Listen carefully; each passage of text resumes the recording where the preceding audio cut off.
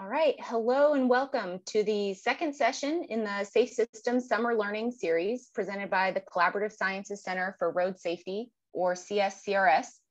My name is Kristen Brookshire, and I'm a research associate at the UNC Highway Safety Research Center.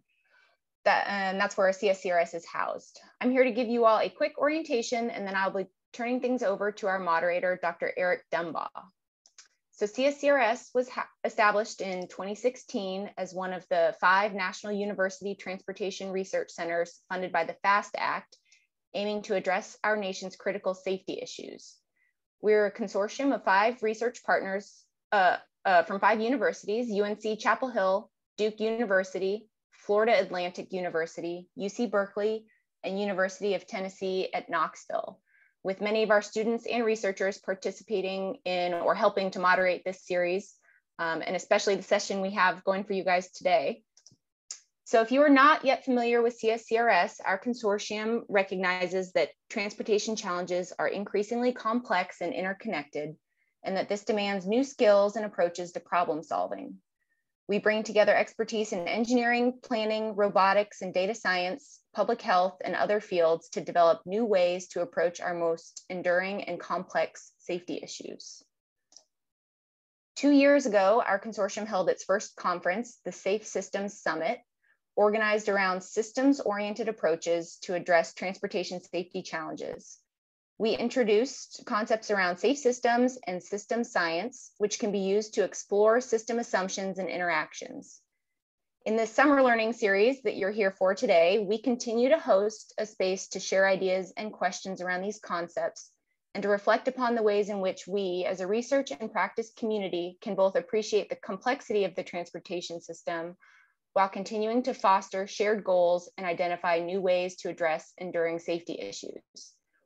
So in the first session last Friday, our panelists talked about our definitions of safety and how safety relates to security, access, health, and equity, and the need for language specificity when it comes to who is included or excluded. And they also talked about the data we use and integrate to measure and assess safety, and how collaborative governance and collaborative data collection processes can be used to advance real safety. So for today, I want to remind everyone that the session is being recorded and it will be posted online. We encourage you to submit questions via the chat. If you'd prefer to speak your questions out loud, let me know and I can unmute you. You can also share in the chat papers or other resources that you think are relevant for the group gathered today. And if you're so inclined to tweet your takeaways from today, please leave room in your tweet for the hashtag CSCRS Learning, shown on the bottom of the slide. And with that, I will be passing the mic to our moderator, Eric Dumbaugh, who is an associate director for CSCRS and a professor in the Department of Urban and Regional Planning at Florida Atlantic University. With a PhD in civil and environmental engineering, his scholarly work spans the domain of urban transportation, including planning, policy, engineering, and design. Eric? Thank you. And I'm really excited about today's panel. We've got, certainly those of you who come from an engineering background like I do, we're gonna have some voices and some discussions that may be a bit unfamiliar. Let me introduce this panel because I think you guys are gonna enjoy this. First, we've got Seth LaJeunesse, who's also an associate director of Health and Community Sciences at the University of North Carolina's Highway Safety Research Center. He designs studies that draw from psychology, sociology, and system science to explore ways of accelerating the diffusion of travel mode shift and safety innovations. He's a member of the American Planning Association, as well as the Transportation Research Board's Pedestrians and Transportation Safety Management Systems Committees. He was formerly a school psychologist, which actually I didn't know that. And he holds a master's degree in city and regional planning from the University of North Carolina at Chapel Hill. Missy Cummings is a professor in the Duke University Pratt School of Engineering, the Duke Institute of Brain Sciences, and is the director of the Humans and Autonomy Laboratory in Duke Robotics. Her research interests include human unmanned vehicle interactions, human autonomous system collaborations, human systems engineering, public policy implications of unmanned vehicles, and the ethical and social impact of technology. She received her Bachelor's of Science in Mathematics from the U.S. Naval Academy, her Master's of Science in Space Systems Engineering from the Naval Postgraduate School, and her PhD in Systems Engineering from the University of Virginia. She also was a naval officer and military pilot from 1988 to 1999, serving as one of the Navy's first female fighter pilots. Jan Theeuwes, our final participant, graduated in the experimental psychology and ergonomics from Tilburg University and received a PhD from the Vrije Universiteit, Amsterdam, where he went on to become a full professor and establish a new research group. In 1995, he published a paper suggesting a new approach to road design known as self-explaining roads, indicating that roads should be designed in such a way that road users immediately know how to behave and what to expect on these roads. The notion became the leading principle in road design worldwide. This year, he wrote an overview paper describing how the concept developed over the last 25 years. And his 2012 book, Designing Safe Road Systems, describes the theoretical underpinnings of adequate road design and is considered a key reference for those working in human factor psychology, road design, and engineering. Given his expertise regarding attention in applied settings, he has been one of the principal advisors to the Department of Transportation regarding road and tunnel design. So, well-qualified group. So to start this off, and hopefully this will be fun. So I was participating in the state of Florida, as you know, has a lot of problems with us running over pedestrians. We're the best in the country at that. That's what we're known for. So I was participating in a statewide workshop that was looking to address this issue just a couple of weeks ago. And one of the things they did is they surveyed the participants, and those who were participating were asked, what is the number one thing we can do to enhance road safety? And it was about 70% of the participants identified distracted driving is the most important issue we could address. And the idea, and you see this a lot, if we can only solve the problem of distracted driving, our transportation system will be safer. And I wanted to ask you guys, is that it? Do we just need to get people to pay better attention, put the phones down, and all our problems go away? I guess I'll start with Jan. I bet he can respond to that. Well, yeah, I can. Distracted driving is of course an important problem, and that is an issue. And measures to at least make sure that people are less distracted, that will be a good thing. On the other hand, I think that a lot of accidents happen not necessarily that people are distracted, but they are, as I explained in my article, that the road design induces particular expectations, and that are not met, fitting with the road that people are driving on. And for example, in the case of pedestrians, people that cross, because you brought that example up, people cross roads often in locations where the drivers do not expect people to cross at all. And that, in that case, it's much harder for drivers to detect these pedestrians. With respect to distracted driver, people do, in some extent, anticipate where they think they can use their phone. In a sense, they shouldn't, but if they do it at a moment in time that they think the road is designed in such a way that I should be able to do it now. But that can also be close to where people are, if the road doesn't, make that clear, be close to a place where people are, for example, crossing. So if the road suggests that it's okay now to quickly glance at your phone, that should then also be really a road that can be done, and not, around the corner, a very busy situation, for example, something like that. That's what I would take. So the suggestion then is perhaps that those responsible for road design might have some more responsibility here in encouraging greater attentiveness. Yeah. So what I've been claiming in a lot of errors are made in driving, not because people want to make an error, but simply because the road is designed in such a way that people make this error almost automatically. And you should realize that driving is a very overlearned task. So people, have learned this over time, And because it's so automatic, people do a lot of things in more or less an automatic way. So if things are done in an automatic way, that's very good. That's why we are able to process a lot of information quickly when driving. But because it's so automatic, if it's then is not well designed, then you will make an error. And that's so if you expect a pedestrian coming from the right, but it comes from the left, or a bike or whatever, because the road induces that expectation and that's violated, then an error are easy to be made. And this is not an error done on purpose. People just try to behave in the right way, but suddenly somebody's on the hood of your car. That's kind of the way I see these things. So this is like the phenomenon of inattentional blindness. Yeah, you could say that. Yeah, you could say that people. So, yeah, I've been describing it in a way that, you know, what people do in when they are in an environment, doesn't matter whether it's the road. It can also be if you walk into a kitchen. Every time you walk into a place, you have certain expectations where things are in a kitchen, right? Where you find knives or where you find pans and all those things. That's how we learned, you know, like going into kitchen. Now the same happens in the road environment.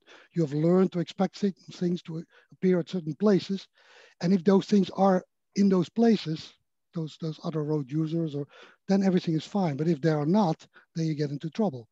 That's why it's also, for example, difficult to drive in different countries, because what you have learned in one country does not necessarily translate to another country. That's why, and the same holds for kitchen. What you find in a European kitchen may be different than in an American kitchen. So that's kind of the concept behind it, that people have learned to select information from the road environment in a more or less automatic way through what's called statistical learning. Okay. And maybe for Seth, now why do we, actually, let me think about this. Maybe this is a Missy question. So we're wired really as people to make mistakes. So really, maybe AVs are the solution, right? That because we get embedded in these patterns of behavior that make us prone to error, we should just shift the responsibility off to the machines and let Skynet take over.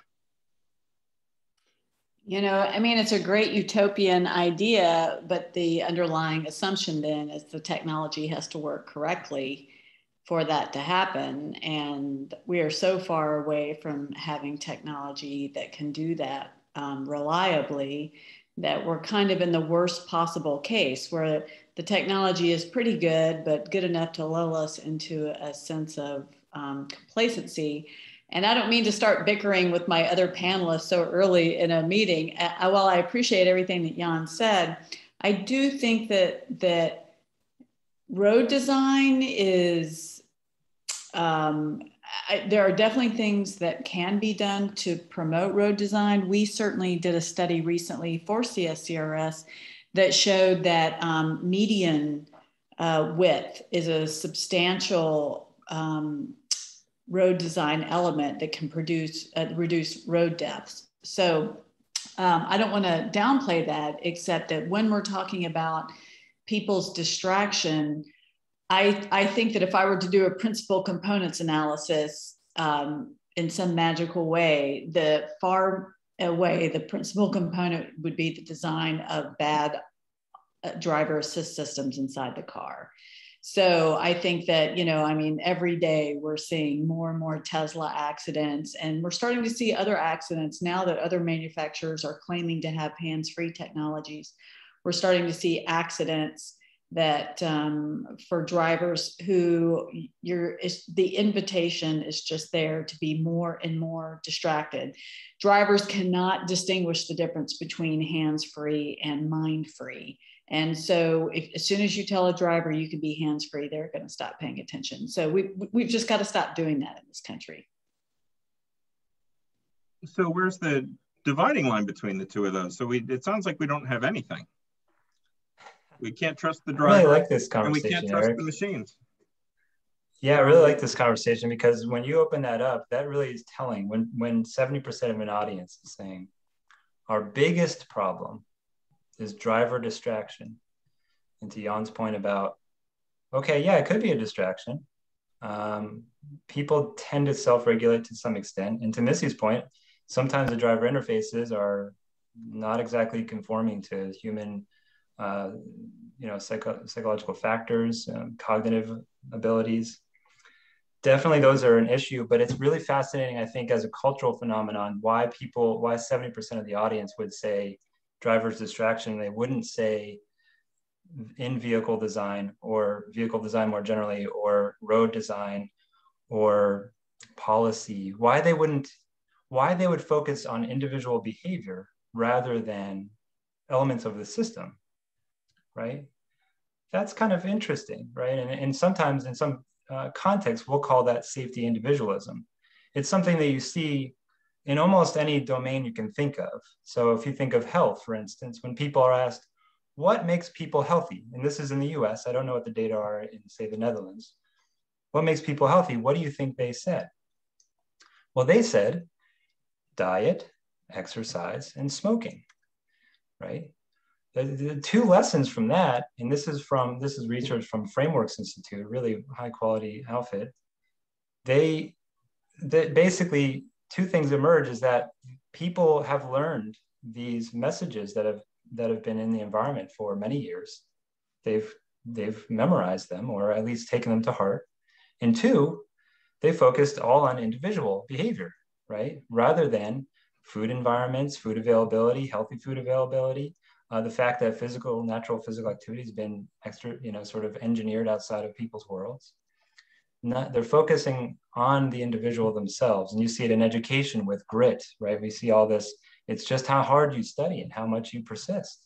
It's not your upbringing. It's not the stressors that you endure every day, right? In your environment.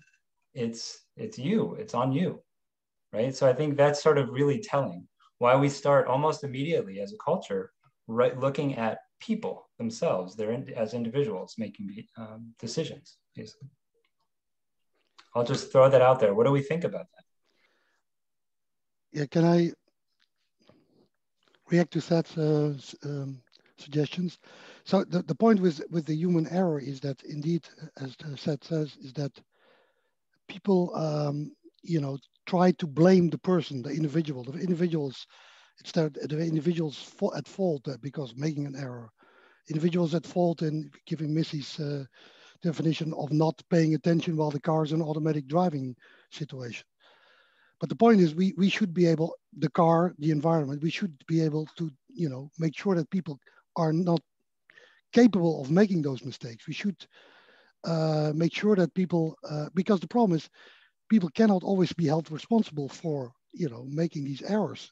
So we should come with a system, also in the automated driving situation, having a system that if the situation gets too complicated, that the driver is warned on time, that the interface is natural, also self-explaining, that people can take over immediately, that they have to stay in the loop in some way for the case the car, goes out of, does something strange.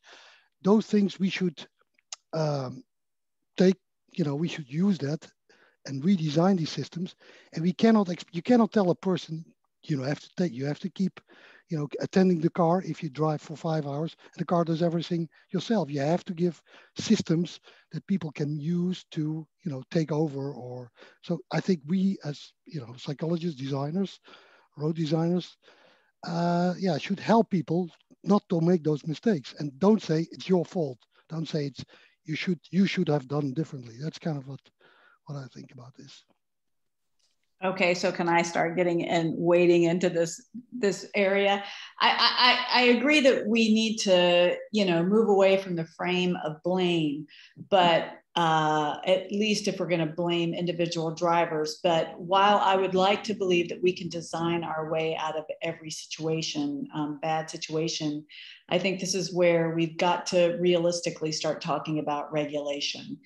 There is just, I really do not see any design where a car that is relying on computer vision for some of its driving assist system that allows the driver to be hands-free, but in theory be brain on. there's no design solution there. There is not one design that you can tell me is going to keep somebody's brain engaged if you're allowing somebody to be hands-free. So while I'm a huge fan of ecological design, and I've got tons of papers on it, at some point we also need to realize we've got to put our big boy and our big girl pants on and recognize that some of these tools are just antithetical to the human ability to maintain sustained attention, and we need to just not design some things. Okay, such as, what are some things we shouldn't design? Well, since I started this argument, you know, for example, I don't believe that there's any situation where we should not have hands-free cars, period. There should be no car where you are encouraged and or allowed to take your hands off the steering wheel, really for, you know, any period. We shouldn't encourage it for any period of time, you know, understanding that people will at least momentarily take their hands off the wheel to reach something.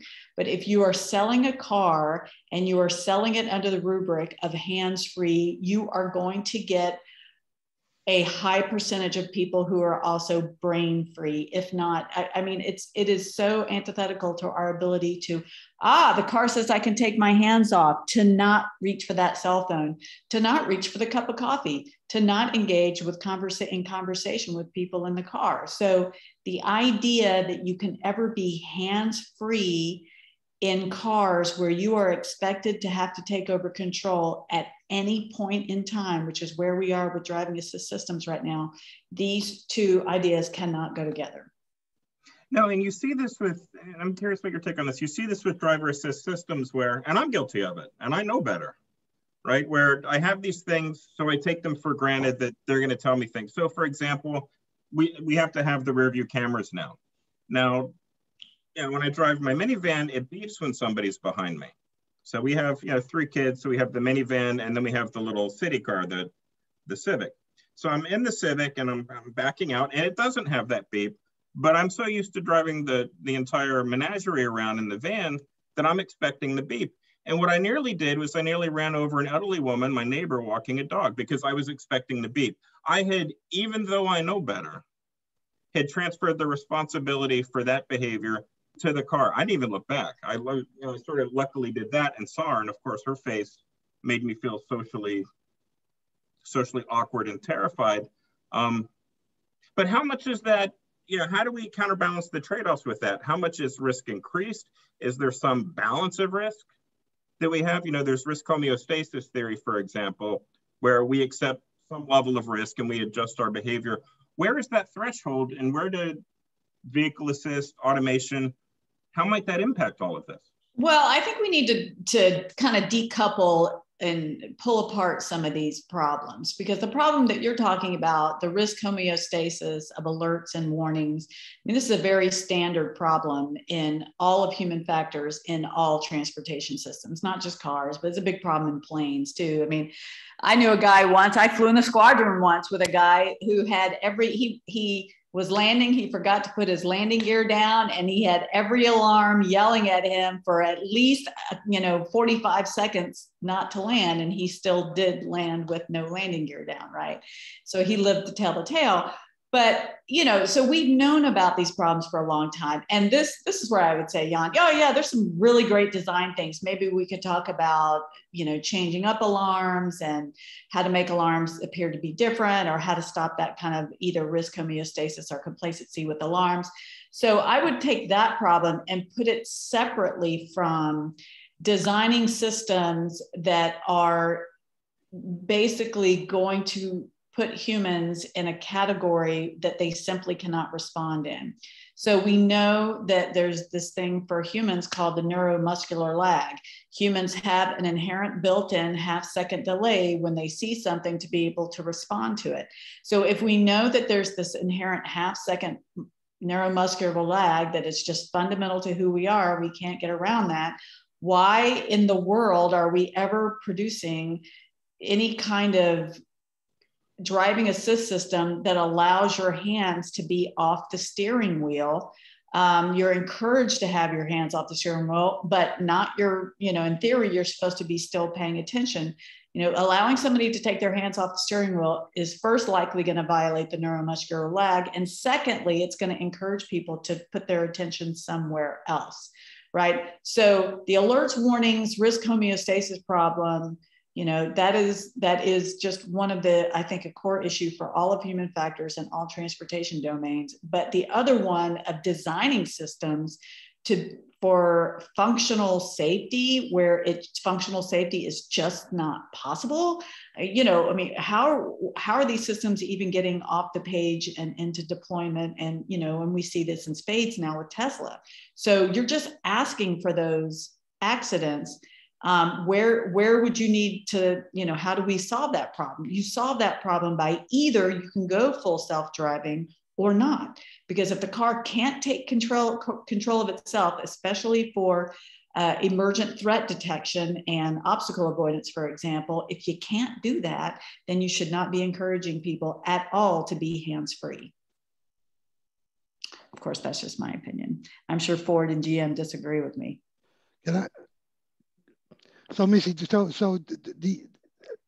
I'm just wondering, if you put your hands on the steering wheel, that's not going to solve the problem, right? I mean, it helps, and that's a design, but it doesn't mean that people necessarily pay attention to the road or are even part of the loop they're supposed to be in. Or, I mean, I'm kind of, if you just keep your hands on the wheel, is that enough to be part of the driving, or? No, and let me be clear about that. So Tesla has the torque monitoring on its steering wheel. So they claim that attention is equal to hands driving. Manufacturers today have gone the other way. Now they're saying, if I've got a camera in the car and I'm making sure that your face is forward, that because your face is forward, you're paying attention, and then you don't have to have your hands on the wheel. So I am talking about that very specific case. That is wrong, right? You can have your face forward all you want, but I can promise you, we've been in these cars testing the face forward. There is no way to guarantee that somebody is paying attention, even if their face is forward. So in any car, I feel like we should never allow people to advertise and promote hands-free technology. So that leaves us with all or nothing, which is, earlier you were suggesting that we've got to have the complete system, but then that brings the issue of threat detection, which AVs don't do a particularly good job with, as we've seen with some of the crashes. So, I mean, it seems like a pretty nihilistic perspective on the potential for AVs. It's not curmudgeon Friday. I mean, I'm not totally throwing the baby out with the bathwater. I'm really more of a fan of these collaborative Guardian-like technologies. And indeed, Toyota, for a while, they had this Guardian program. The idea is that the autonomy works with the human to let the human have an operational space, but keep them from doing dumb things like, driving off the road. So, this is where you're either drifting out of your lane or maybe off the roadway edge, and we have some proactive automation bringing you back on the road. So I don't think it is to say that it's all or nothing, but I do believe that we need to be careful about in terms of, I almost think about it in terms of Moore's law. There is a limit to Moore's law. And I believe there is a hard limit to human driver assist. You can only assist the driver. You can only take over so much tasking for the driver before you're going to invite serious complacency and a significant increase in accidents, right? And so where is that? Automated cruise control, I'm good with. Even some maybe advanced automated cruise control, I'm good with. But, for me, I've got a daughter who's 14 who wants to start driving. I think this is where we all need to ask ourselves, what are we comfortable with our teenagers driving? I want her to be in a boxy Volvo with that crash cage around her and no automation, maybe cruise control, but that's it, because I want her paying attention. And I know, because I'm in this industry, that the more she has to pay attention, the more she will pay attention. And I think that and we've got to move away from car as cool cockpit, right? I mean, I've been there. I know what it's like to fly high performance fighter aircraft. You're actually far more at risk being in a car than you are ever in a high performance aircraft. That's because a lot of bad things can happen in half a second in your car. Nothing bad, nothing traumatic ever happens inside a half a second outside of warfare, right? So in aviation, so it's much easier to be able to be distracted in an airplane than it is in a car. And we need to not keep trying to design cool cars with bells and whistles. We need to understand that, you know, sometimes less is more. Yeah, and I want to underline Guardian Technologies, I think, is exactly right. Where we're still fully responsible, and I assume this is what you're suggesting, we're still as the driver fully responsible, but when these errors are clearly visible, there's a second layer of defense that prevent that from happening. So I'm thinking of, you know, Subaru I was driving, for example. If I don't stop in time, it's going to lock the brakes because the impact is imminent. But otherwise, I have total control. But how do we get from where we're going now to that? I mean, that seems like it runs antithetical to the entire AV movement. Well, I don't want to take over the whole conversation. So I'm going to shift it over. I'm going to let the other panelists step in. I'm sorry? I mean, I'm happy for the other panelists to jump in. Yeah. Well, I suspect what drives a lot of what the AV industry is doing is what they believe consumer preferences are, or something. I don't know, right? They're driven by profit motives. They have shareholders. They want to make profit. I would imagine they're designing systems just the way they envision people will actually want them.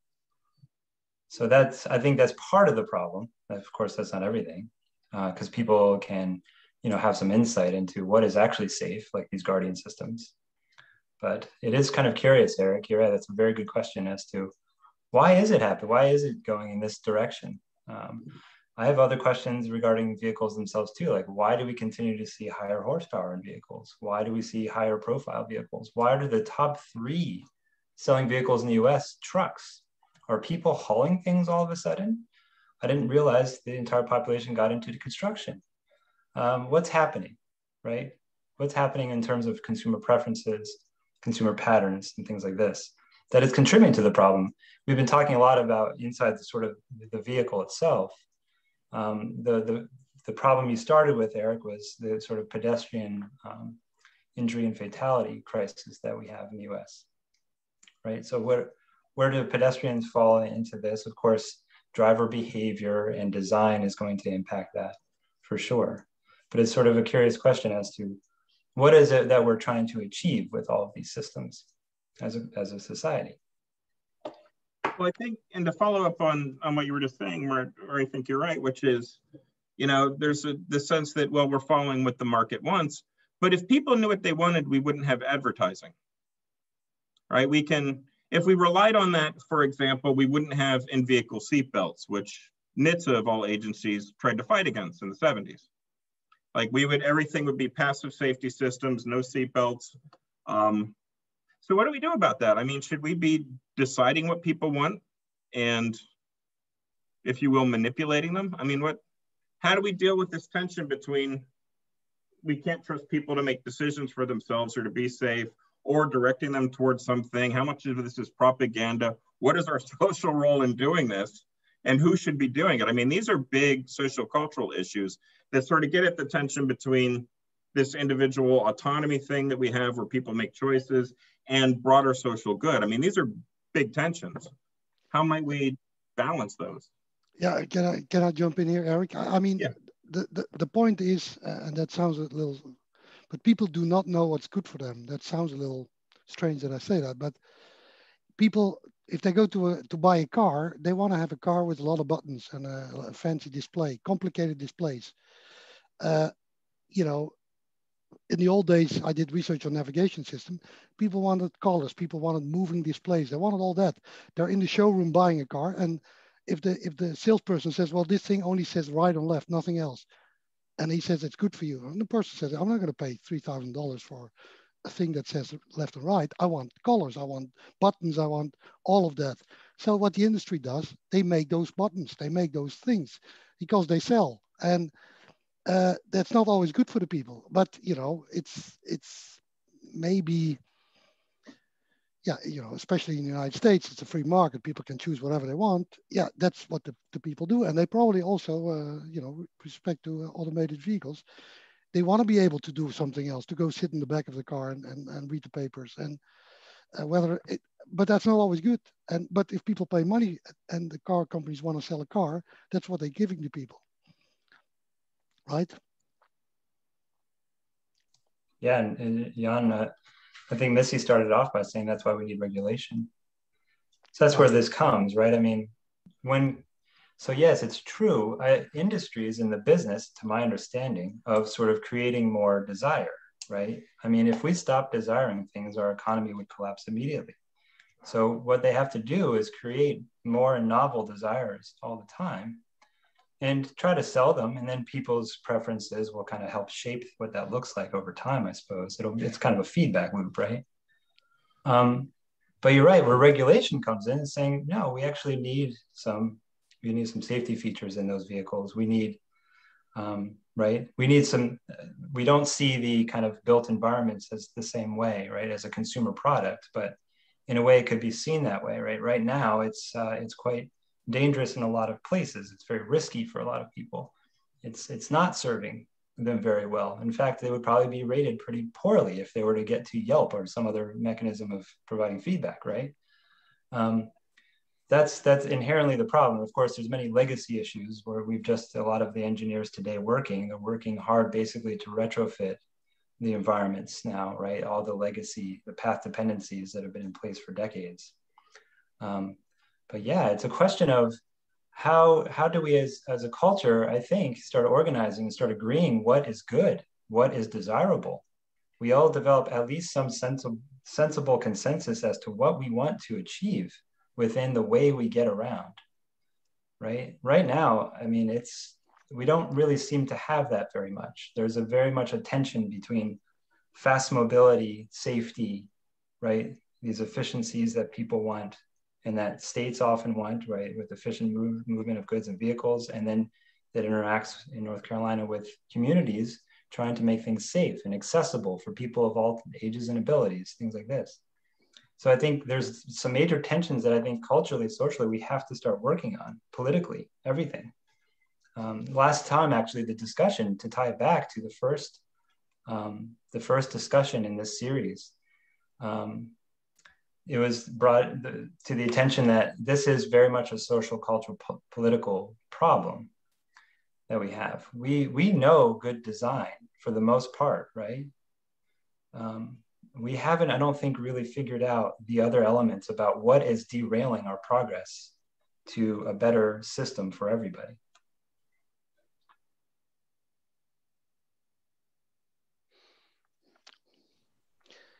I agree, yeah.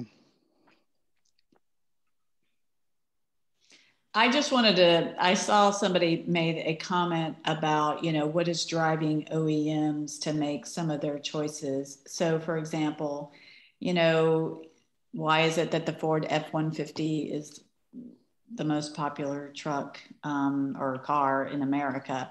You know, I could have a long argument later that over a drink sometime about the paternalism that just kind of, you know, that undercurrent that drives that need for trucks. I will skip over that to say, I think one of the interesting issues lately is that, so GM's Super Cruise is actually a pretty good system. You know, as far as advanced driving assist systems go, it's pretty good. And I've driven it and I've compared it to Tesla Autopilot. And you know, if I was going to have one of these cars, I would definitely have Super Cruise over Tesla's Autopilot.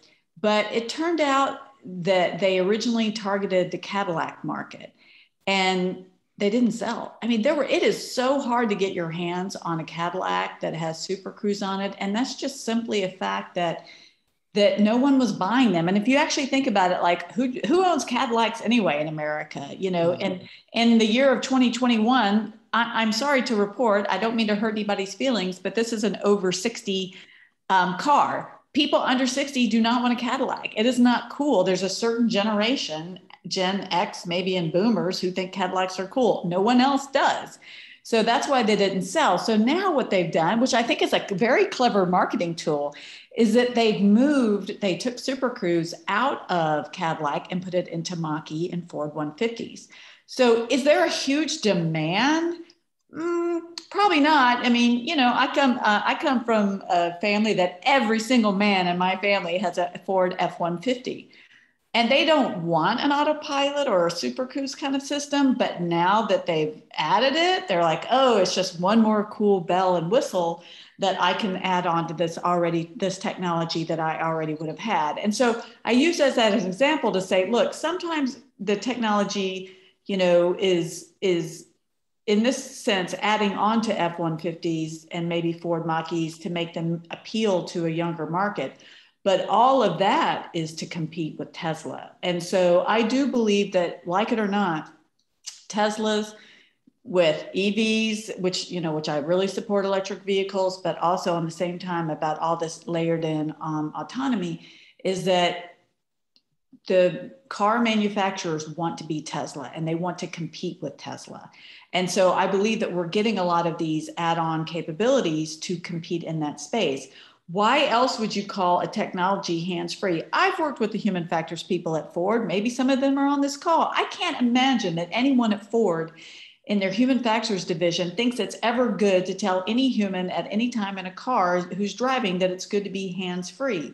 So that suggests to me that there's some decisions being made that really more are driven by marketing than by good engineering design. And that's because the OEMs are trying to capture a market space or steal it back and kind of get that push, that stock pump that's happening for Tesla. They want it for themselves. So yes, is money driving a lot of this? Absolutely. But just as Seth said, this is why, from a regulatory perspective, we're going to have to stop this hands-off approach. The National Highway Traffic Safety Administration needs to change. It needs to stop being NHTSA of the 70s and 80s. And it needs to understand that it is now a high-tech organization that is more like the FAA and indeed probably exceeding the FAA in the complexity of the systems that it needs to regulate. So what we are facing in this country is, and it's not just in NHTSA, but it's also, I would argue, the Federal Railroad Administration, Motor Carrier, FAA, all our transportation agencies need to take a massive step change up in terms of their technology capabilities. We see other countries, I think Europe with Euro NCAP is doing a better job than the United States, but also not doing what I would consider, I wouldn't give them a passing grade either. They're just more passing. They get a D+ maybe. But we've got to rethink the way that we're regulating these cars and understand that they are more like high performance aircraft in the software code, complexity, safety critical, need for testing and evaluation. You can't regulate after you release technologies, you have to regulate before, but that's going to take a step change that I just don't think this country is ready for.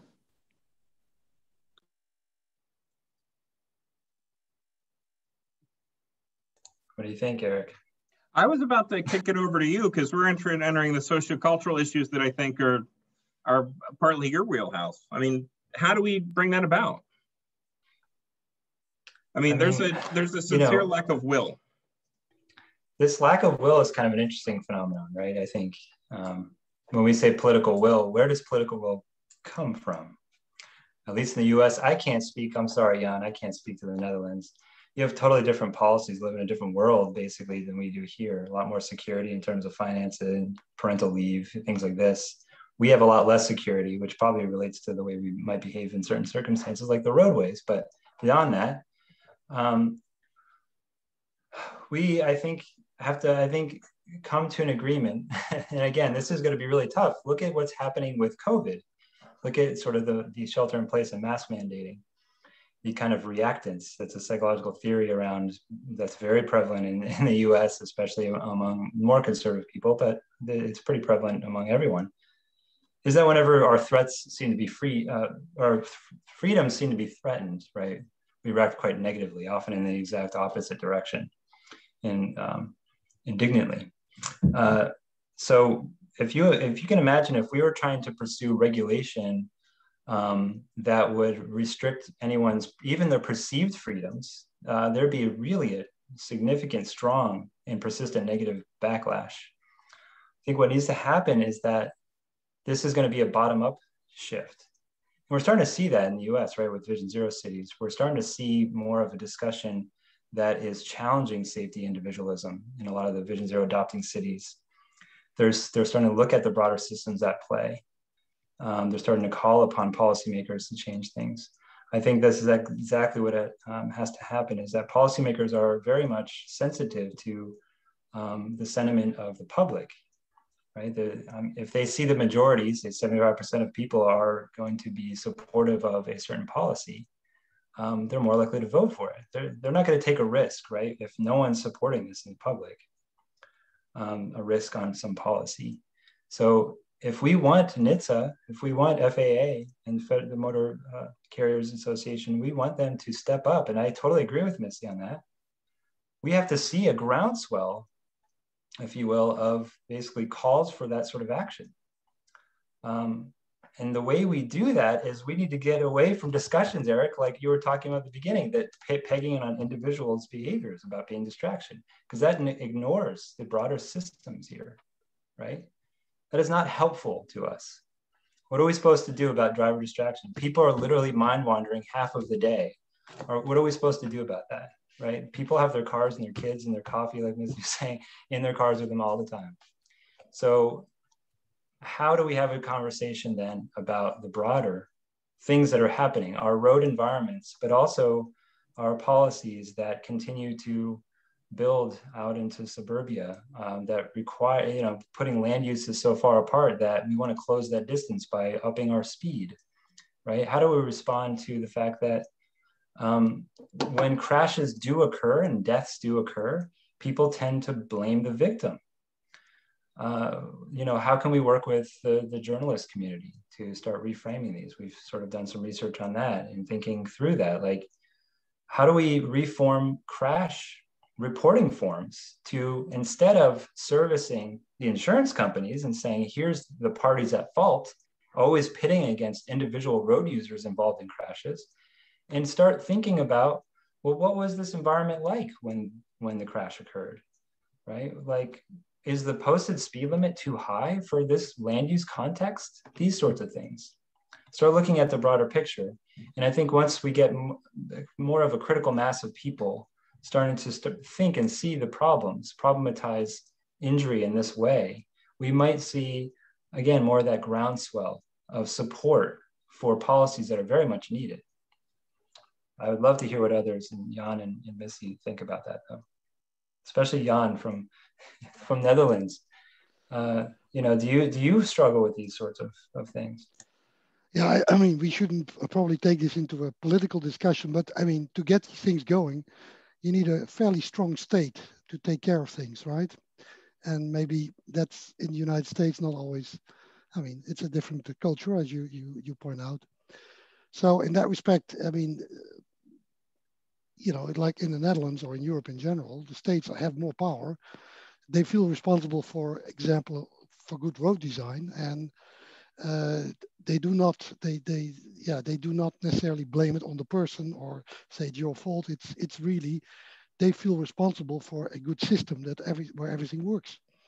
And it's not necessarily by regulation or giving out tickets or that. You just make sure, a good state takes care that the system is built where people can, behave in the right way. And that's kind of the idea. But that then you get into it will limit your freedom in some sense. It will limit the speed you can drive. It will limit other things, what you can do in a car. But yeah, that's, but if you want to, or you say as a society, we accept this very high accident rate and high mortality rate in the US, because the mortality rate is very high in the United States, as you know, compared to other countries. So yeah, that's that. But that's a big question, right? Well, one of the things we do is we don't count deaths so much as we run a denominator. So we've got our deaths per VMT. So we've had the same number of people die each year, 35 to 40,000 for the last 30 years. They just get to drive a few more miles before they do it. So they have that much extra margin of freedom. Yeah. Well, yeah. But how do we, I mean, and maybe here's another question. Who? We can't expect NHTSA to do the leadership. How do we mobilize grassroots up? I mean, who's responsible here? It sounds like everybody's on their own. I'd love to hear what Missy has to say. Well, you know, when you talk about these real, I mean, these are the, you know, I used to live in Boston. These are wicked problems, right? You know, I think that we need to take a multi-pronged approach. I think that the safety advocacy groups, including, you know, researchers in academia, are part of the solution in terms of making sure that we're framing the research and continuing to inform the debate. But I think to get real movement, we're going to have to build, at least in the United States, better public-private partnerships. And by that, I mean, we need to try to get the companies themselves to back off their hyper-competitive push towards self-driving cars and really start to come together to, I would like to see a reasonable debate or at least discussion among the OEMs and all the software developers like Waymo, companies like Aurora, and talk about the problems with the perception systems that are, you know, really driving the problems with both self-driving cars and driving assist issues. So I think that until we start admitting that there is an elephant in the middle of the room and talking about how to fix the elephant in the room, that we're just not going to make any progress. And I am really a fan of, instead of, I would prefer not to have strong regulation if you can get the companies to come around and agree to start setting their own standards. Now, you know, I wasn't born yesterday. I realize that that's going to be really difficult. So I would like to see stronger regulatory action in this country. NHTSA just recently came out and said that they want to start gathering data about cars with, you know, autopilot-like technologies that are involved in accidents. There's still a couple of loopholes in their policies, but at least it's a good start in terms of trying to gather data so that we can say more about what is happening. I also think that the insurance companies need to be a stronger voice in this. I personally would like to see insurance companies mandate that if you have a car with, I think there's actually two kinds of automated technologies that kind of get lumped together. Automated emergency braking, you know, those kind of last minute threat automated elements, you know, I don't consider them in the same. One is for safety. The other one is like autopilots for your convenience. So I'm really talking about just the automated set of technologies like automated lane change, auto steer, things like autopilot, even, you know, Subaru's eyesight, for example. I think that you should have to go through some kind of formal training, whether it's, you know, online based or, you know, how the insurance companies want to do it. But I think we need to start recognizing that these technologies are starting to exceed the capabilities of your average driver, even ones that in theory are educated. So if you're not going to, you know, make sure that they understand the limits, then, you know, we are going to continue to see, when you ask people, your average Tesla driver, what they think about the capabilities, survey after survey shows that drivers think that it's more capable than it really is. So I think if we got the insurance companies to start coming in and trying to mandate more education for lower rates, it's not forcing people, it's just encouraging them through their wallets. I think this kind of fiscal incentivizing is a great way to go about it. And then, you know, from a regulatory standpoint, you know, I think we are going to have to regulate if the companies won't self-regulate. And I have been jumping up and down, in my own little part of the world, trying to scream for a vision test. Like if we're going to have any kind of computer vision on any car, whether it's in automated driving assist or in self-driving capacity, I believe that cars should have to go through a vision test. If we make drivers go through a vision test to show that you can actually, quote unquote, see the world around you, then we should have to make autonomous systems do a similar kind of, although not the same as, test that human drivers should have to go through. So I believe that there's room for everyone, the room for regulatory agencies to grow, room for the companies to grow, room for insurance agencies to grow. Unfortunately, what I think the reality of this is that, like a lot of things in America, it's not going to change until the legal system kicks in. Yeah. And when all the lawsuits, which are up and coming, I have a waiting list. If you're a lawyer and you're on this call and you want to talk to me about me being an expert witness, the answer is no, I can't. I've got a list that's quite long of lawyers that want to talk to me about consulting on various cases. There are that many that are coming, and I just don't have the capacity. And unfortunately, there's not that many people that will speak out against Tesla in a public forum. So, I think that we've got to realize that there will eventually be a backlash here. I mean, COVID has delayed a bunch of these lawsuits from happening, but eventually, if no one else will step in, the legal system in America will step in. And really, I mean, that's kind of sad. And then, because once that happens, eventually after lawsuits start being settled and or adjudicated in court, then it's likely the regulatory agencies and or the companies will finally do something. Yeah, it was just as a follow-up on that. The only reason we got mandatory seatbelts in cars in the United States was because the Ralph Nader Unsafe at Any Speed movement centered the discussion around mandating airbags. And then suddenly the automobile industry is like, wait a minute, that's a lot more expensive. How about we just do the seatbelts? And ultimately they get both. So a question for you, Jan, maybe it isn't as far along in the Netherlands, but how are you guys dealing with AVs? I mean, are these things just going on the street and doing what they please, or are you more stringent about that as well? I don't, in the Netherlands is not allowed to use the AV system in Tesla. I think that's the law at the moment. And we don't have so many Teslas here as probably, and I don't think, also you should realize that in the United States, I mean, I've been there many times, you have roads that go on for 6-7 hours, they're exactly the same. We don't have that here. You drive into cities, you drive into smaller roads, country roads. So there's not so much need, or I don't think, at least in the Netherlands, that you can use an AV system, all the time. So in that respect, I think, we're kind of lagging behind in that respect. If it ever will come here, I don't know.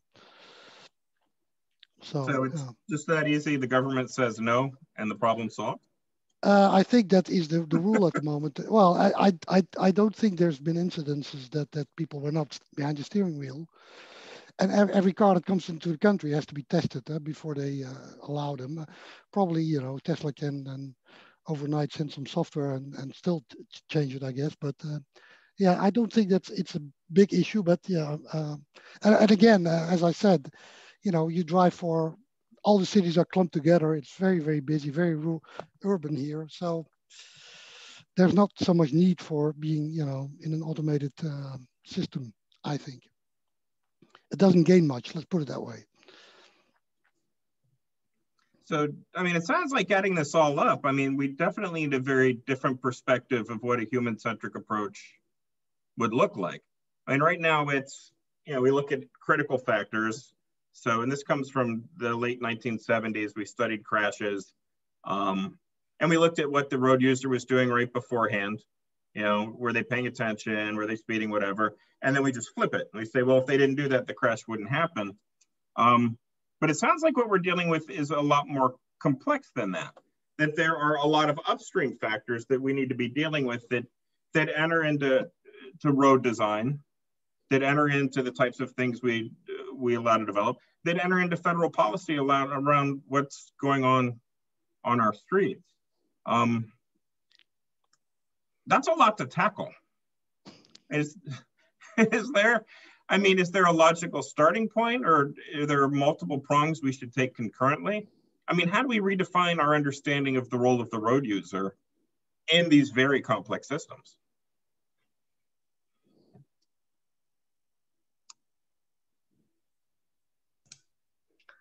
Sounds like those are two different questions, Eric, but yeah, you start disentangling it and you start wondering, you know, like Missy mentioned before, principal components analysis, like the individual road user.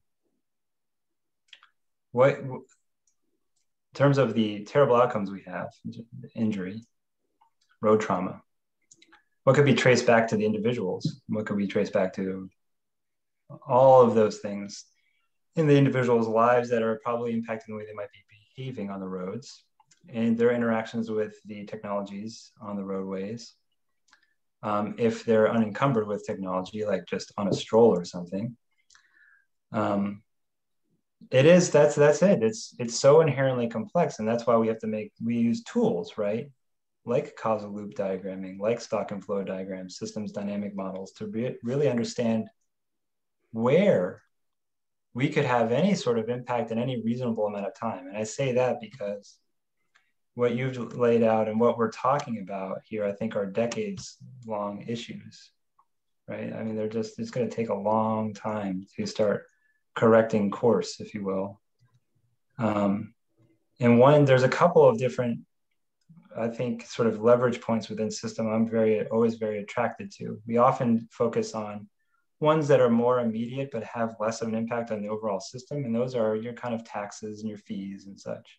The parameters, they're often called in systems.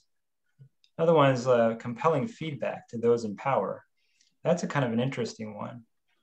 And we're starting to see elements of that in places like it actually started, I guess, maybe about 7, 8 years ago in New York City, when the victim advocates, the families of people who had died in traffic, visited Albany in New York, and they said, listen, this is the way our life has changed. They told their personal stories over and over and over again. And they got approval to reduce posted speed limits throughout the cities. That's a policy level change that probably wouldn't have happened otherwise. We're guessing, the counterfactual there, right? But they got feedback from people like they had never gotten feedback before. For the most part, we treat these traumas like they're individual incidents and their personal familial matters. That's their problem. We don't see it as our problem. Not many people do, right? If we start changing that a little bit, we start bringing people's voices that are really affected by this. I think we bring those and start centering those voices, we will get more of that sort of compelling feedback. We might see some pretty systemic change. That's one thread. There's probably many others, and I don't want to commandeer any of this, so I'd love to just hear what Jan and Missy think as well.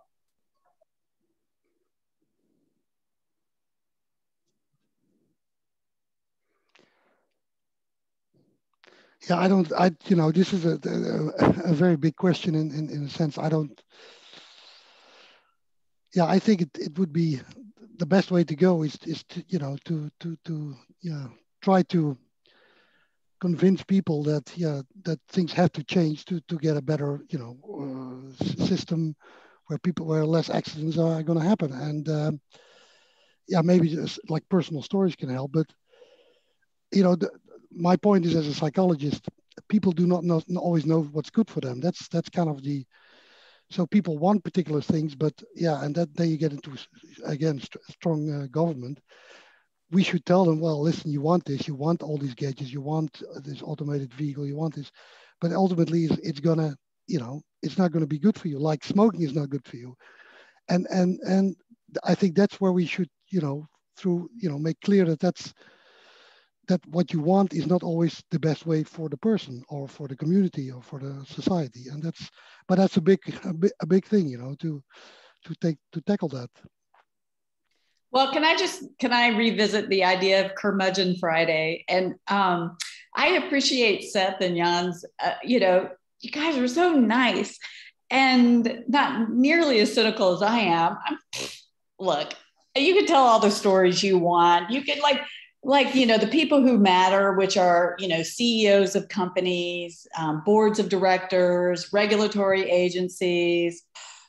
You know, I think the only time people are going to change is when there's a monetary incentive. So I know that's very cynical, but you know, I just think that this is why, for example, the lawsuits, like when these lawsuits start happening and the Tesla stock price starts getting affected, and or, you know, there are these huge payouts, then at some point people are going to wake up and go, you know, maybe we should be a little bit more careful with how we're rolling out this technology. I think, speaking of financial incentives, I think we need to start being a lot more clever about how we fund some of these safety programs. So recently, if you haven't seen it, Tesla is changing their full self-driving program, right? So this is Tesla. Instead of you paying $10,000 for the ability to maybe install full self-driving on your car with the promise that it's eventually going to turn into real full self-driving as opposed to just, you know, driver monitored full self-driving, get your head around that, right? But now Tesla is switching and saying, now we're going to a subscription service. So kind of like your podcast, you're going to pay $200 a month to get access to full self-driving. And that's just going to be a continually monthly charge. And so I think this is interesting, this idea that you can have now a new capability put in your car. It's now a subscription, but it's known to be, I mean, you know, even Elon Musk has said you should be very paranoid when you drive with full self-driving because it's that bad. So if a company is knowingly releasing bad software that's controlling their car, and that we also know leads to complacency and, you know, raises the risk of you having a crash, then I actually think for that subscription service, you know, 10% should go to your local first response, 10% should go to your insurance company, 10% should go to health insurance, right? Because if all of these agencies are going to be affected by your knowingly releasing bad technology on the road, and of course, this is going to take some, not just regulation, but some law, then we should start putting a tax, a safety tax on technologies that we know are going to be at least raise the risk significantly that affect all of us. You know, we should all of us should not have to pay for, you know, the Tesla driver who wants to jump in the back seat and do something dumb, right? And if Elon Musk is going to let a piece of software out in the world that he knows to be bad, is telling everybody is bad, but yet still releases it, then I believe that we should somehow be able to recoup some financial losses. That's a very unpopular idea, by the way. I can imagine, yeah. It sounds like it might be the only way to deal with this tragedy of the commons problem in the absence of any sort of regulations about, and I just find it stupefying that these things are just permitted to operate. That there's no check and balance. You just put them out there and let them go. But I mean, for any vehicle in the United States, there's regulation about how strong the lights can be, how bright they can be, where they should be. All those things are regulated. And this part is completely not regulated, I understand. Is that what you're saying, Missy or Eric? What? Yeah, there's no regulation. Yeah. Oh, I think we didn't catch you there, Missy, or maybe I did. Oh, I'm sorry. Well, so in America, unlike in Europe where there's a little bit more regulation, but not a lot more, just a little more, advanced driving assist systems are not regulated because they're not in control of the car in theory, because they're just assisting you in driving. Okay. Yeah. Again, putting that responsibility right on the driver. Nominal difference makes all the difference in the world. Yeah, the problem with automated driving, that has always been, as soon as you take somebody out of the loop, I mean, we know this from human factors, the response will be less. And yeah, the way how you're going to approach this it's very difficult. The best way could be is that you say the vehicle is driving, but you as a person also have to drive, and what you are doing is monitored by the car. So you kind of, you know, technology is still doing it, but you have to be also, those things were used in the past. You know, I remember when they started having nuclear power plants completely fully automated, these people at the power plant had to do exactly the same as the computer was doing. And if case something went wrong, they would know where they are. Then you have situational awareness.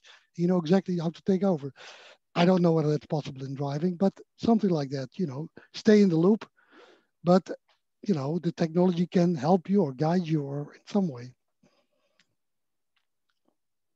That would be No, what I keep wondering is, and Missy would probably have a much better sense of this, but you know, an independent group like IHS, the Insurance Institute for Highway Safety, they do a lot of vehicle testing, right? Performance sort of reviews. And it becomes this sort of normative thing. They'll post those very publicly and say, this is how they performed in whatever tasks they are, right? The pedestrian detection is a more recent one. I wonder about this sort of, these sort of guardian approaches or driver in the loop. If there could be some frame for that, for their sort of evaluation that's very public, creates that kind of normative structure. Like you know, you're kind of incentivized, right? To not be a negative outlier there, right? I don't know. That could be that, and also a sales perspective, you know, like here's an automated car that keeps you in the loop or something like, you know, then it becomes a, you know, a sales pitch or what you want, you know, something like that. Yeah, so I think this idea of you know, the ability to have innovative products that people will buy that have these safety elements, you know, people will pay for this. It boggles my mind that we are only in the year 2021, cars are starting to market the monitors, child locked in their, you know, locked in your car monitors. I would have paid an arm and a leg to have a better in-car camera system that would have looked at my child, whether I'm in the car, whether I'm out of car, when my daughter was small. There are so many technologies that parents will pay for related to children. I'm not a fan of paying for safety, although, you know, I mean, there are some technologies that, you know, maybe make one car more high end that we agree is, you know, at least it's a good way to start getting people thinking about those technologies. But, you know, I think that car companies, and, you know, I'm on the board of a Fortune 500 tier 1 supplier. Companies are always looking for ways to innovate in theory. And I don't understand why we can't make that leap into these guardian types of technologies. I do think that is the next frontier. Instead of cool bells and whistles around your car changing lane, I think there is a whole world out there of other ways that you can enhance the driver and passenger experience that are just untapped right now.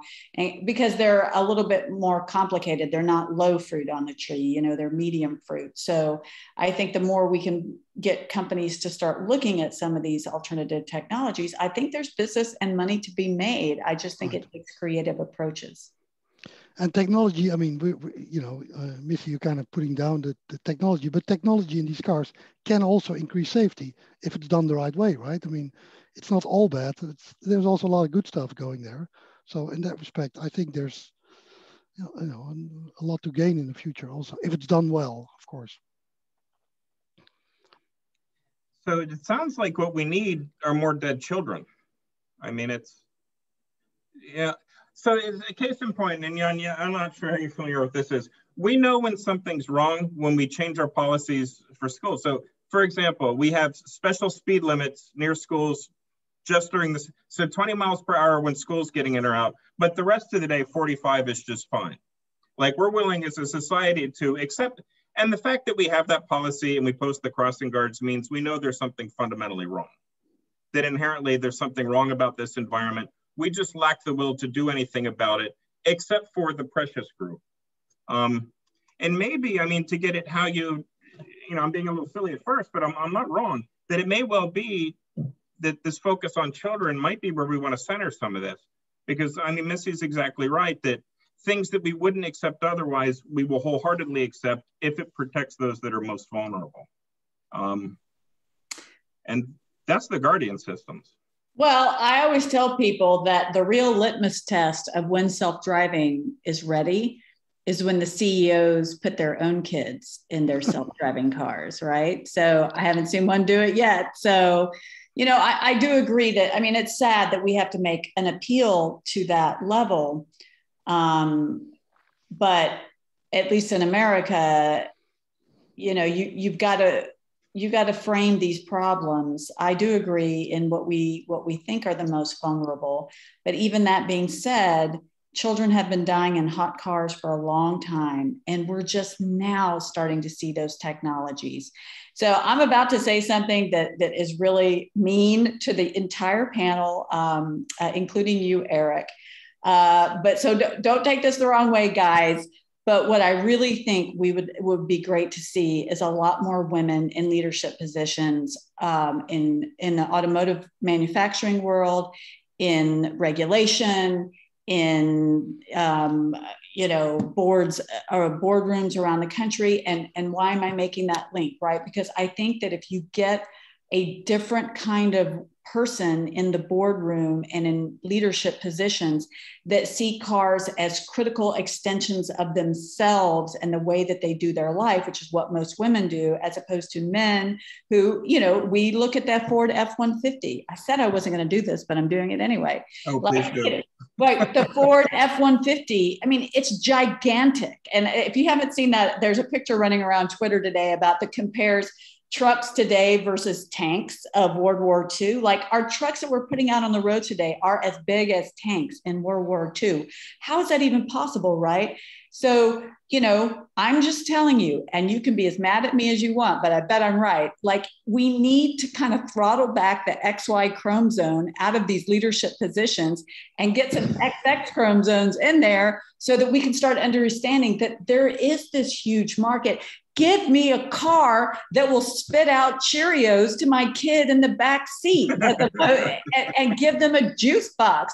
That's the car I want. I don't want any self-driving capability. I want a car that can, you know, entertain my kid when I'm driving so I don't have to hear screaming from the back. And I'm telling you, I'm not the only one. And I'm a woman, but I'm telling you, there are a lot of men who would like that too.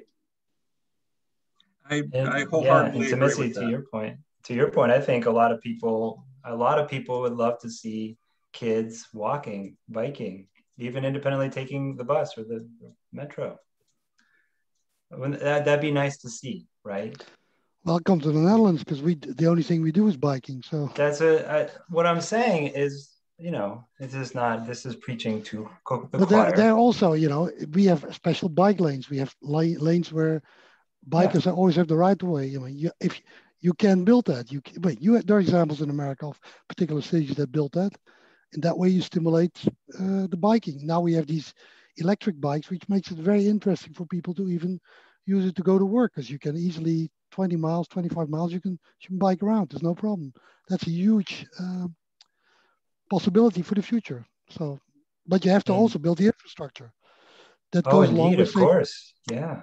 The question is, how do we get there, right? How do we get to that point? How do we close the gap where we are to where you are?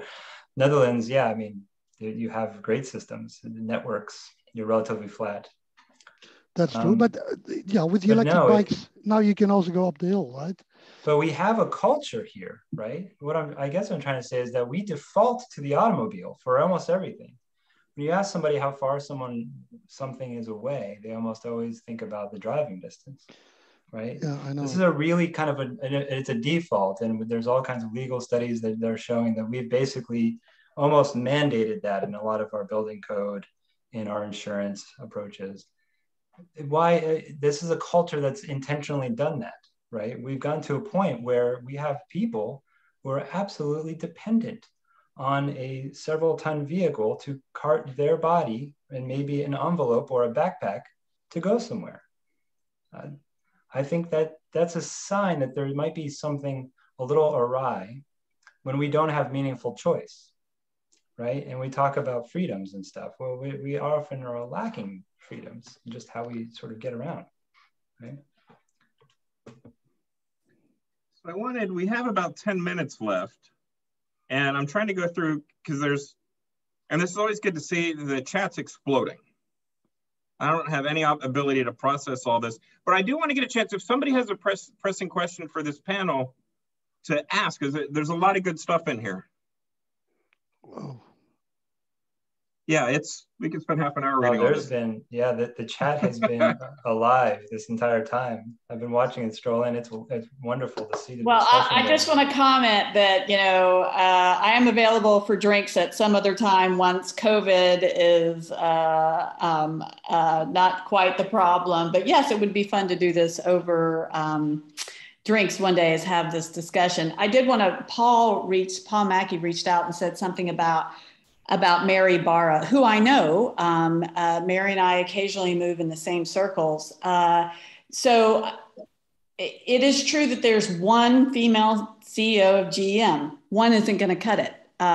Indeed, there's lots of research out there that will tell you when you only have a very, very small percentage of women, what they do in leadership positions is they basically try to pretend that they're men, because they have to survive in that world. Where we need to get the number to actually see really consistent cultural change.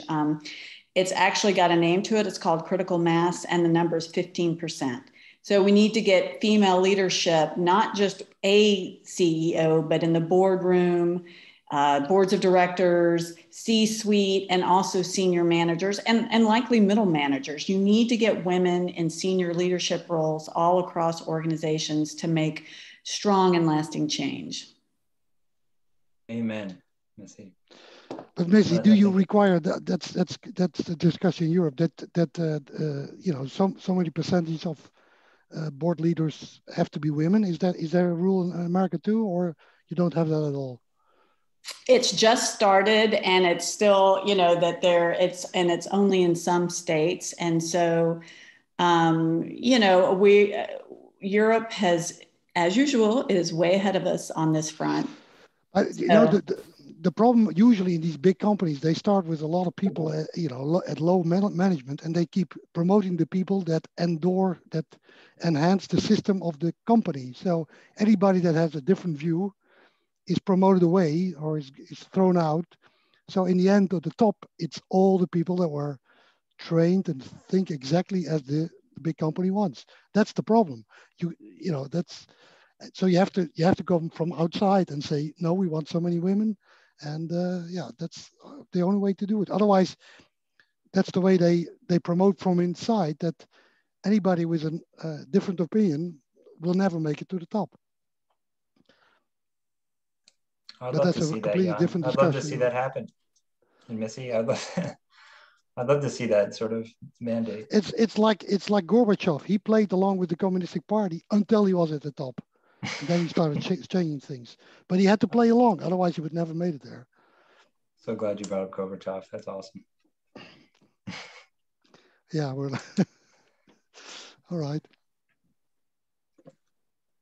We have a lot of statements here, Eric. A lot of great reflections and thoughts. A lot of invitations to Missy to come speak to leaders in Canada and have drinks. So So the next time I throw a party, I need to invite Missy, and then everybody will show up. I think that's how this works. Yeah. We're going to aim for at least 15% women at your party. I hope more than that too. So does anybody, in the last few minutes, does anybody have anything they want to follow up on from folks outside? More party with Missy. No, I'm terrible because, I've got so many fighter pilot stories that the conversation never gets boring. I just yank from an entirely different domain. So, I thought we were going to get into that more because that's interesting because those systems are a lot better understood and far more controlled than what we have now. We've got an open system. You just get the car and you drive. At least with pilots, you have real training. Just to kind of throw the little nugget out there for maybe a topic for a future series would be the push towards air taxis. These would be the, flying cars.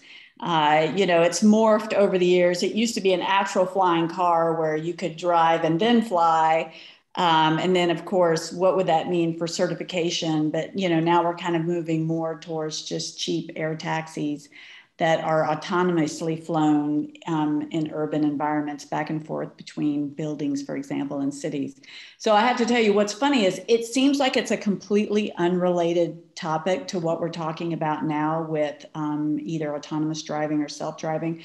But indeed, the technologies, what will make the autonomous aircraft, air taxi successful are the exact same suite of technologies that will make self-driving successful, and even to a large extent, autonomous driving or driving assist. And so the funny thing is that these two fields are developing in parallel, but the same problems are holding both back. And so it would be good to have more crosstalk across them because, and by the way, they're not even talking about the human yet. Like, you want to put a human inside of a cockpit where they could potentially, if the plane started going down, how are you going to keep that person from not doing something stupid?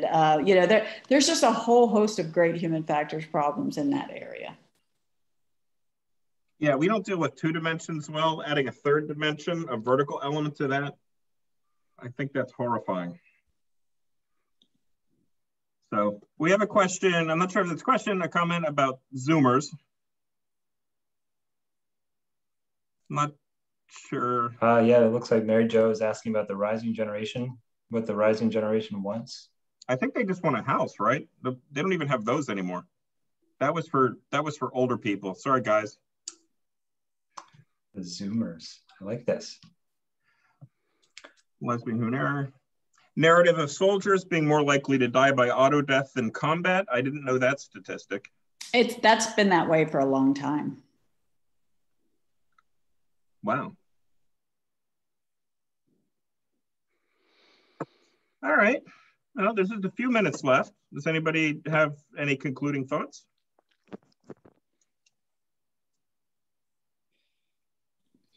I'll start with a concluding thought.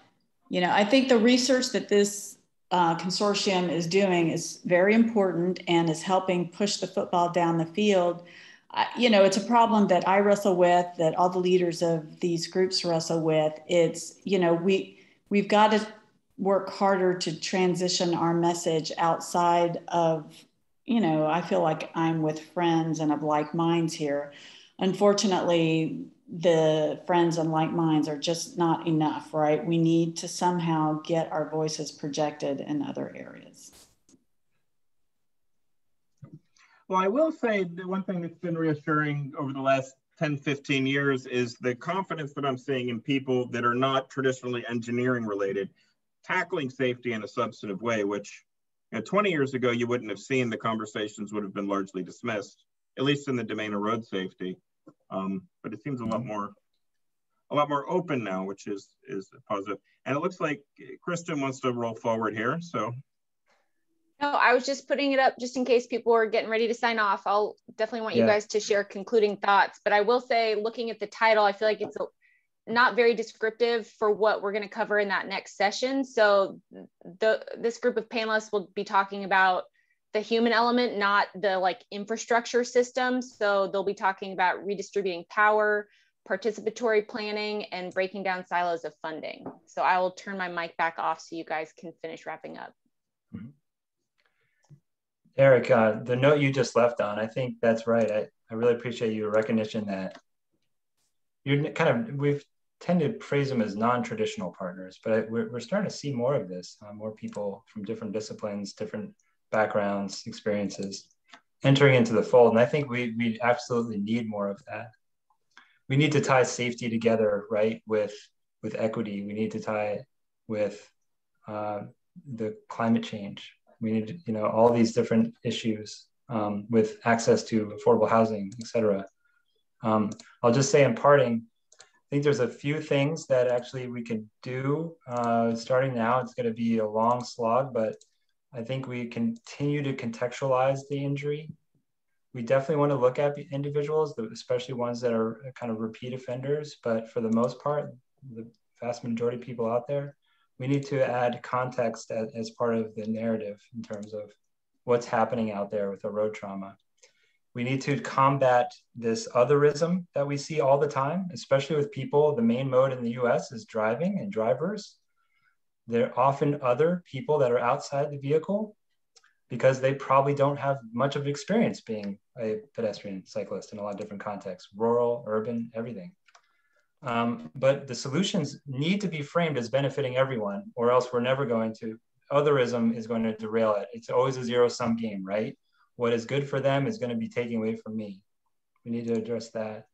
And basically talk about how this change can benefit everybody if we do it right, and that it could tackle a number of different social and environmental problems that we're having right now, whatever those might be. We need to find interventions and countermeasures that actually do hit that point, that point sort of multi-solving, if you will, solve multiple problems simultaneously.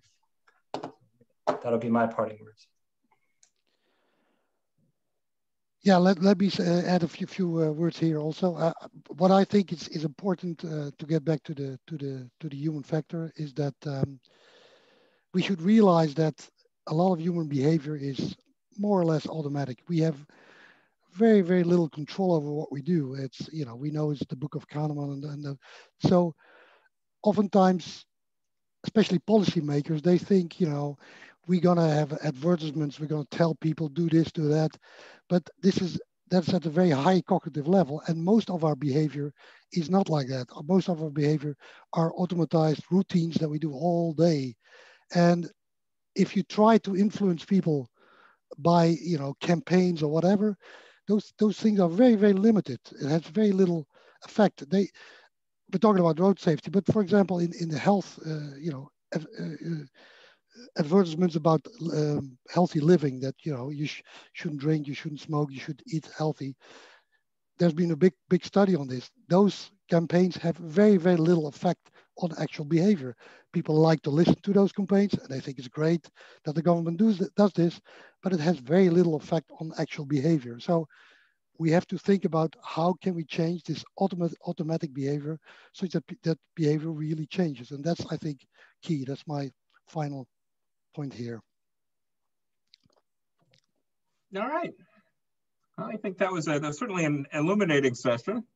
It's 2:30, so I guess I'll turn it over to Kristen. That's it. I just wanted to preserve those final thoughts for the recording. I know some people had to drop off, including Missy, but thank you everyone for joining today. And please go to our website if you're interested to sign up in future sessions, or check out the one that happened last week. All right, thank you to our panelists again. This was great. I'm fired up for the rest of the day.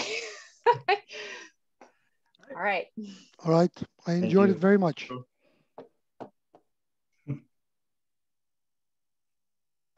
that's it.